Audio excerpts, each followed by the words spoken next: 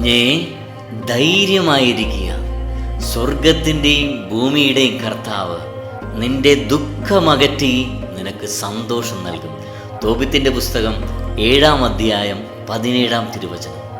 പ്രിയപ്പെട്ടവരെ, കർത്താവ് എന്താണ് ഇവിടെ പറയുന്നത്? ആദ്യത്തെ കാര്യം നമുക്ക് ശ്രദ്ധിക്കാം.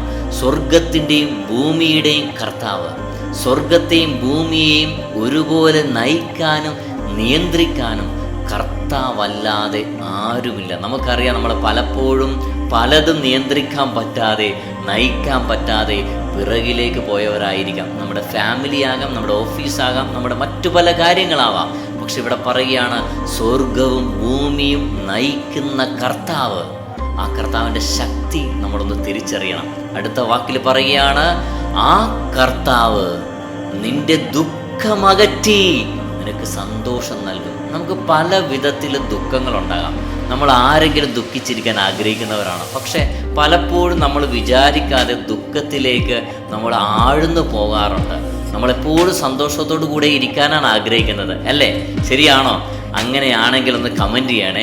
പക്ഷെ പലപ്പോഴും നമ്മുടെ ജീവിതത്തിൽ പല ദുഃഖങ്ങളുണ്ട്. ചിലപ്പോൾ ജോലി ലഭിക്കാത്തതാകാം, വിവാഹം നടക്കാത്തതാകാം, നമ്മുടെ രോഗമാകാം, കടബാധ്യതയാകാം, കുടുംബത്തിൽ സമാധാനമില്ലായ്മയാകാം, നമ്മൾ വിശ്വസിച്ച നമ്മുടെ പ്രിയപ്പെട്ട ഒരു വഴിവിട്ട ജീവിതത്തിലേക്ക് പോകുന്നതായിരിക്കാം.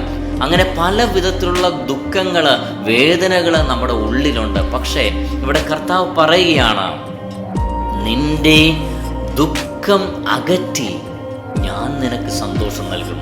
കാരണം സ്വർഗവും സ്വർഗാദി സ്വർഗവും ഈ ഭൂമിയും സകലതും സൃഷ്ടിച്ച, സകലതും നയിക്കുന്ന, നിയന്ത്രിക്കുന്ന കർത്താവിൻ്റെ വാക്കുകളാണിത്. ഈ വാക്ക് നമ്മൾ വിശ്വസിക്കാൻ തയ്യാറായാൽ, പ്രിയപ്പെട്ടവരെ, ഞാൻ തീർച്ചയായിട്ടും നിങ്ങളോട് പറയാം, നിങ്ങളുടെ ദുഃഖം സന്തോഷമായി മാറും. കർത്താവിന് അസാധ്യമായിട്ടൊന്നുമില്ല. നിങ്ങൾ ഏത് കാര്യത്തെക്കുറിച്ച് ഓർത്താണോ ദുഃഖിച്ചിരിക്കുന്നത്, തളർന്നിരിക്കുന്നത്, വേദനിക്കുന്നത്, ആ കാര്യത്തിൽ കർത്താവ് ഇടപെടും. കർത്താവിന് കഴിയും. അതാണ് ഈ വചനം നമ്മളോട് പറയുന്നത്.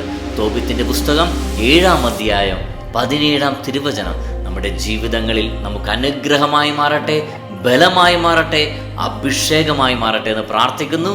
കർത്താവ് എല്ലാവരും സമൃദ്ധമായി അനുഗ്രഹിക്കട്ടെ. Praise the Lord.